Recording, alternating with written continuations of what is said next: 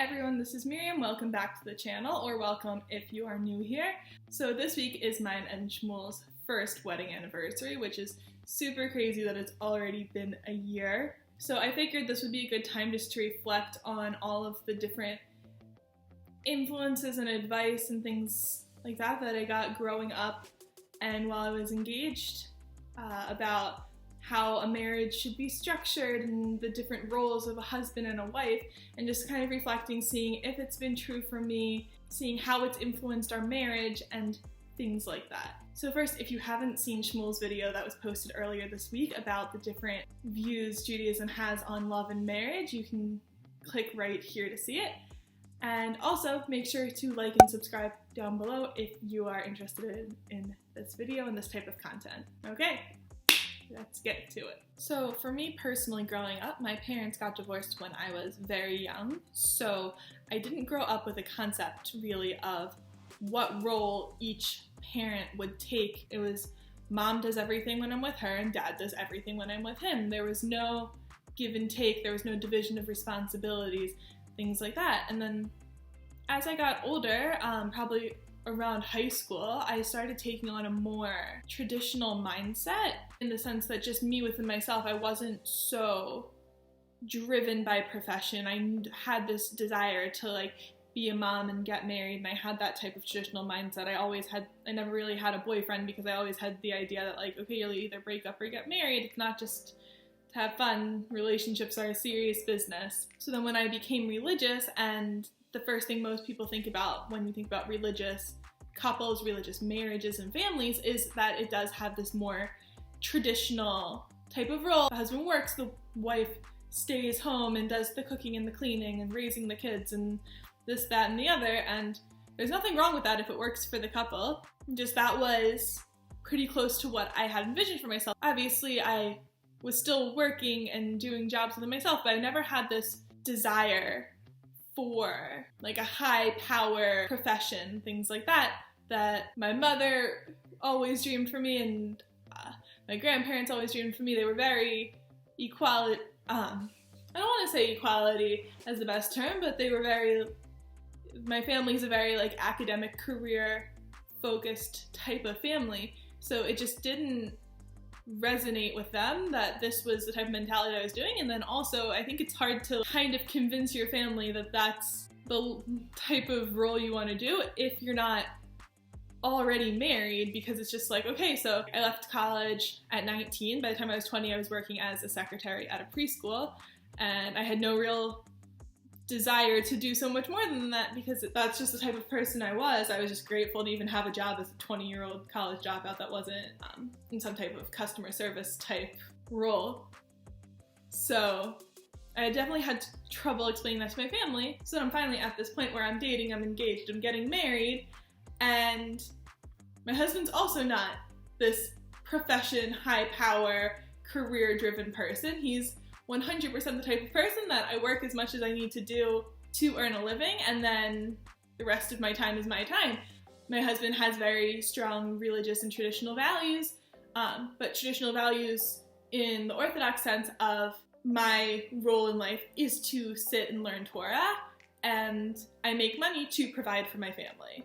So his main focus in life is to learn Torah and provide for a family, but not as this huge CEO type situation. And I also had the strong desire for my husband's focus to be Torah. My husband as the theoretical idea of when I have a husband, and also my husband Shmuel himself.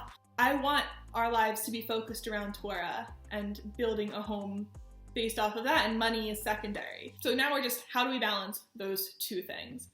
So the compromise not even the compromise, what we both already had in mind before going into marriage, and what our plan was going into this marriage, is that I work until there's kids and he learns full time. So sounds like the perfect plan, except life has other plans. The job that I had when I came to marriage, and I actually still have now, is only part-time. And my husband's living stipend from the school that he goes to is actually as much as my salary most months. So everything sounds perfect. We're on the same page. We can go for this. Well, I wasn't necessarily raised with homemaking tendencies. I just had this idea of becoming a homemaker when I got married. And then I entered this marriage and I barely knew how to cook. I barely knew how to clean. I had no real desire to clean. Cooking, yes, but cleaning, definitely not. And I really put all of that pressure on myself from day one that I need to be running the perfect household. And that just wasn't really what I had in my skill set to do. But at the same time, this was all coming from within me. My husband wasn't in any way pressuring me to do this. We had a lot of extenuating circumstances throughout this year. So there's been many times when my husband's been out of school and he's been taking care of as much as the housework as I have during those times because I'm working. I have a job. We don't have kids yet. This homemaking isn't really a full-time job necessarily until you have kids.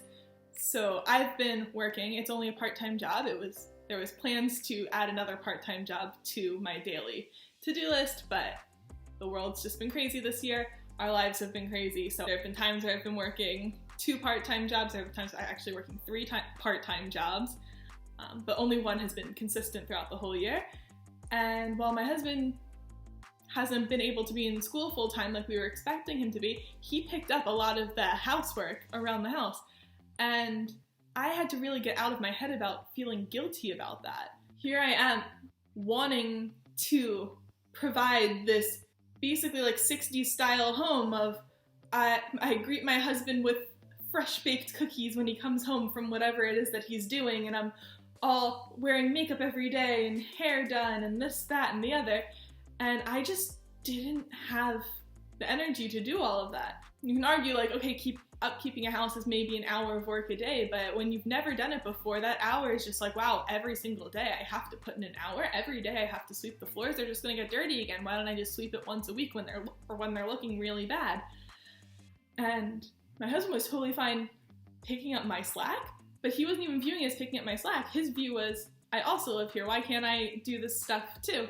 So I think that was a huge wake-up call for me, just that the house needs to be clean, and whoever has the time in their day to do it is the one to do it. It doesn't have to be one versus the other. And that was something I really had to get out of my head about, and I'm still working to get out of my head when I'm just sitting on the couch. I can't do anything anymore, and my husband's doing the dishes, and I'm just oh, I should really be the one doing the dishes because it's my job. And it's the house that just needs it done, and both of us taking part in doing it. So I came into marriage with all of these different views of this will be what I do and this will be what he does. And even some of the breakdowns were more specific to us. For example, my father's an accountant, so handling money comes more naturally to me. So that was going to be my job. It ended up also being both of our jobs because both of us are spending money, so how can just one person be fully managing the money? And then also there is no real provider and receiver at this point in our relationship because both of us are actually bringing in the same amount of money between me working part-time and also my husband has responsibilities within his school and then also a living stipend that they give us. So it ends up being almost the same amount of money that we're both bringing in. So it really, marriage is obviously a partnership, but on almost every level of things, it's been almost a 50-50 contribution, rather than he gives 80% of the money and I give 20%, so I give 80% of the housework and he gives 20%, whatever that balance ends up being for an individual couple. It's been very eye-opening for me that that's kind of been how our balance has worked out. I think marriage also isn't just about what you're doing and what you're building towards in the physical sense. There's been a lot of emotional reality checks that have happened throughout this year. Men and women don't think the same as a general rule. Obviously this isn't going to be true for everyone, but Shmuel and I do tend to fit into those typical gender normative roles of I'm much more emotional than he is, and I will be complaining about my day and all of these weird things happen, and he's trying to give a solution. I'm I don't need a solution, I just want to say what's wrong. And he'll be but this is what you do to fix it, and then it won't be wrong anymore. So I think a lot of it has also just been learning what to share, how to share it, and things like that. He's really taught me a lot about myself and how to stand up for myself. I feel a lot of women have like this imposter syndrome, think about what they're doing, whether they're doing a good job. Like before I'd gotten married and had someone constantly being my main cheerleader, basically, I would have never asked for more responsibilities at work. I would have never thought I was capable. I've actually like cooked a meal for 20 people, and I would have never thought that I even had the capability to do that if I didn't have my husband being like, yeah, you're a great cook, you can do this. There was maybe 6 weeks in a row where every Shabbos, every Friday night and Saturday lunch, we were hosting 4 guys for every single meal. And it was a lot of work, but I would have never dreamed that I would be fully capable of that if I didn't have my husband cheering me on. And every single meal, he gave a speech to the guys just saying like, you guys go out to eat at a lot of families, right? I used to also. And I always say thanks for the food. Well, you don't realize it's so much more than just the food. And he just lists everything that goes into it, from going shopping, building a menu, setting the table, the cleaning, the cooking. Every week I spend my entire Friday just cooking. And I don't know if I would have ever fully had that like confidence in myself to take on that type of role, like I guess in society, if I didn't have my husband cheering me on constantly. And this has just been one of the most growth-oriented years of my life. It's been so self-actualizing and awakening, and I'm truly grateful that I've, first of all, had an amazing husband to be able to learn all of this about myself with, and also learn about him and create what we've been creating together. But also I'm just grateful for the fact that this is an opportunity available in life, that God orchestrated the world in a way that there are different stages, and at each stage there's so much more to grow. And I'm really looking forward to seeing what next year, the next 2 years, 5 years, 50 years will bring to us and help us realize about ourselves and our roles in our family and our roles in the world, especially when one day we become parents, God willing.